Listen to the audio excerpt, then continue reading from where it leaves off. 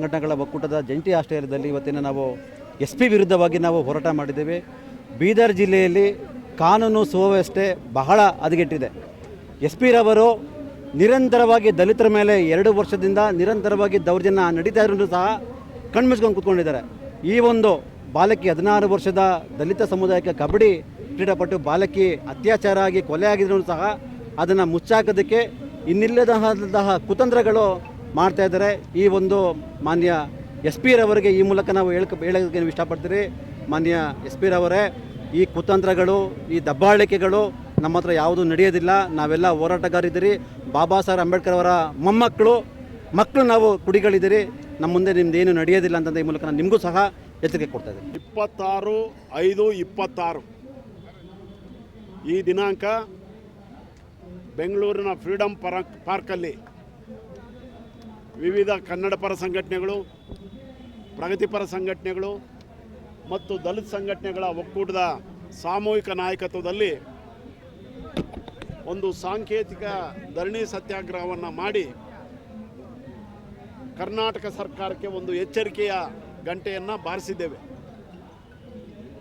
ಇದೀಗ ತಾನೇ ನಮ್ಮ ನಿಯೋಗ ರಾಜ್ಯಪಾಲರಿಗೆ ಮತ್ತು ಈ ರಾಜ್ಯದ ಪೊಲೀಸ್ ಮಹಾನಿರ್ದೇಶಕರಾದಂಥ ಸಲೀಂ ಅವರಿಗೆ ಮನವಿ ಪತ್ರ ಕೊಟ್ಟು ಸಮಾಧಾನವಾಗಿ ನಮ್ಮ ಜೊತೆ ಅವರು ಮಾತನಾಡಿ ನಮ್ಮ ಬೇಡಿಕೆ ಈ ಪ್ರಕರಣವನ್ನು SIT ತನಿಖೆಗೆ ವಹಿಸಬೇಕು ಅಂತೇಳಿ ಮನವಿ ಮಾಡಿದಾಗ ಅವರು ಗೃಹ ಸಚಿವರ ಜೊತೆ ಮಾತಾಡಿ ನಮಗೆ ಮುಂದಿನ ದಿನಗಳಲ್ಲಿ ಉತ್ತರ ಕೊಡ್ತಾರಂತೇಳಿ ಭರವಸೆ ಇದೆ.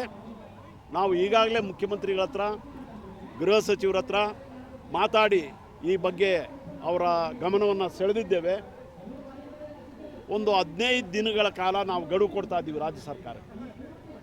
ಒಂದೇ ಬೇಡಿಕೆ ನಮ್ಮದು, ಅಲ್ಲಿರ್ತಕ್ಕಂಥ SP ಪ್ರದೀಪ್ ಗುಂಟೆ ಏನಿದ್ದಾರೆ ಅವರು ರಾಜಕೀಯ ಏಜೆಂಟಾಗಿ ಕೆಲಸ ಮಾಡ್ತಾ ಇದ್ದಾರೆ. ಅಲ್ಲಿರ್ತಕ್ಕಂಥ ಉಸ್ತುವಾರಿ ಸಚಿವ ಈಶ್ವರ್ ಖಂಡ್ರೆ ಏನಿದ್ದಾರೆ ಅವರ ಚಿತಾವಣೆಯಲ್ಲಿ ಈ ಪ್ರಕರಣ ಮುಚ್ಚೋಗ್ತಕ್ಕಂಥ ಎಲ್ಲ ಸಾಧ್ಯತೆಗಳಿದೆ. ನನಗೆ ಗೊತ್ತಿಲ್ಲ ಅಲ್ಲಿರ್ತಕ್ಕಂಥ ಆರೋಪಿ ಲಖನ್ ಪವಾರ್ ಮತ್ತು ಈಶ್ವರ್ ಖಂಡ್ರೆಗೆ ಏನು ಸಂಬಂಧ ಇದೆ ಅಂತ ನನಗೆ ಗೊತ್ತಿಲ್ಲ. ಬಹುಶಃ ಈಶ್ವರ್ ಖಂಡ್ರೆನೇ ಈ ಲಖನ್ ಪವಾರ್ಗೆ ಇಂಥ ಹೀನ ಕೃತ್ಯ ಮಾಡೋದಕ್ಕೆ ಪ್ರೇರಣೆ ಕೊಟ್ಟಿರಬೇಕು ಅಂತ ನನಗೆ ಅನುಮಾನ ಇದೆ. ಹೀಗಾಗಿ ಈ ಪ್ರಕರಣವನ್ನು ಜಿಲ್ಲಾ ಉಸ್ತುವಾರಿ ಸಚಿವರ ನೇತೃತ್ವದಲ್ಲಾಗಲಿ, ಜಿಲ್ಲಾ ಪೊಲೀಸ್ ವರಿಷ್ಠಾಧಿಕಾರಿ ನೇತೃತ್ವದಲ್ಲಾದರೆ ತನಿಖೆ ನಡೆದರೆ ಸಂತ್ರಸ್ತ ಕುಟುಂಬಕ್ಕೆ, ಅಂದರೆ ಶೋಭಾ ಕುಟುಂಬಕ್ಕೆ ನ್ಯಾಯ ದಕ್ಕಲ್ಲ ಅನ್ನೋದು ಖಾತ್ರಿ ಆಗಿದ್ದಾದಮೇಲೆ ನಾವು ಇದನ್ನು SIT ತನಿಖೆ ಮಾಡಬೇಕು. ಜಿಲ್ಲಾ ಉಸ್ತುವಾರಿ ಸಚಿವರು ಇದರಲ್ಲಿ ಅವರು ತಪ್ಪಿಲ್ಲ ಅಂತ ಹೇಳಿದ್ರೆ ನಿಜವಾದಂಥ ಹೇಳಿಕೆ ಏನಿದೆ, ಈ ಹೆಣ್ಣು ಮಗಳ ಪರ ಅವರು ಹೇಳಿಕೆ ಕೊಡಲಿ.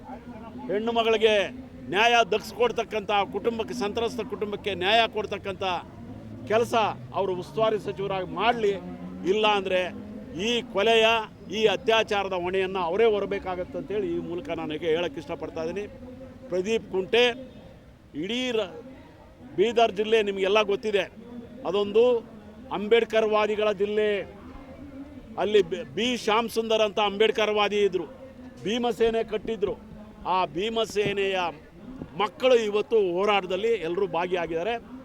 ಆ ಭೀಮಸೇನೆಯ ಮರಿಮಕ್ಕಳೇನಿದ್ದಾರೆ ಅವರ ಬಾಯನ್ನು ಮುಚ್ಚತಕ್ಕಂಥ ಕೆಲಸ ಈ SP ಅವರು ಮಾಡ್ತಾ ಇರೋದು. ಗುಂಟೆಯವರೇ, ನಿಮ್ಮಂಥವರು 30-40 ಜನ SPಗಳು ಬಂದೋಗಿದ್ದಾರೆ. ಅಲ್ಲಿರ್ತಕ್ಕಂಥ ಈ ಭೀಮ ಸೈನಿಕರ ಹುಟ್ಟಾಡ್ಗೋಸೋದಕ್ಕೆ ನೀನಲ್ಲ ನಿಮ್ಮಪ್ಪ ಬಂದರೂ ಅವು ಸಾಧ್ಯ ಆಗಲ್ಲ ಅನ್ನೋ ಎಚ್ಚರಿಕೆಯನ್ನು ಈ ಮೂಲಕ ನಾವು ಕೊಡ್ತಾ ಇದ್ದೀವಿ.